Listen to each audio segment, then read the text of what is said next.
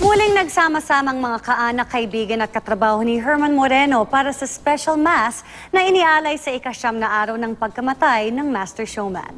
Yan ang chika ni Aubrey Carampel. Isang misa ang idinaos kahapon sa Sampaguita Gardens sa ika-9 na araw ng pagpanaw ni Master Showman Herman Moreno. Naroon ang anak ni Kuya Germs sa si Federico, ang kanyang asawa at mga anak. At ang mga hipag ni Federico na sina Vina Morales at Shaina Magdayaw. Dumalo rin ang mga dating kasamahan ni Kuya Germs sa Sampaguita Pictures na naging tahanan ni Kuya Germs sa marami niyang pelikula noon.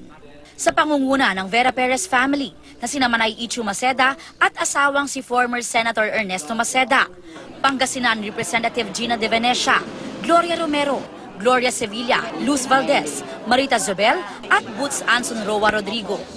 Sina Nova Villa, ang mag-asawang Romnick Sarmenta at Harleen Bautista, Tape Incorporated SVP and COO Malucho Wafagar at sina Senator Tito Soto at Helen Gamboa. Napakalaking kawalan ni Kuya Germs sa atin. Hindi namin siya tinatawag na Kuya Germs eh. Ang tawag namin sa kanya, paring Herman eh. Wala nang kapalit ano? Kaya naman ang tinatawag nila sa amin. Wala na. Siyempre, nag-iisa lang yung Kuya Germs. Pagkatapos ng misa ay muling inalala si Kuya Germs ng mga kaibigan.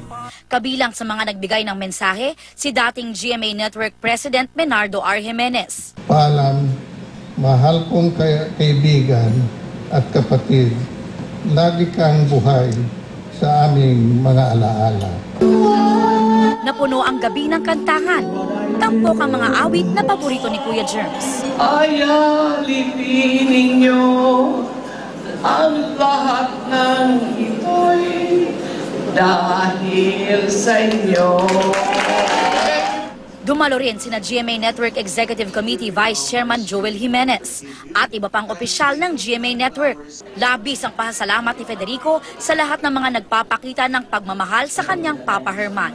We're overwhelmed with the love that everybody has been showing to, not just for my papa but for my family. Aubrey Carampel, Nakatutok, 24 Oras.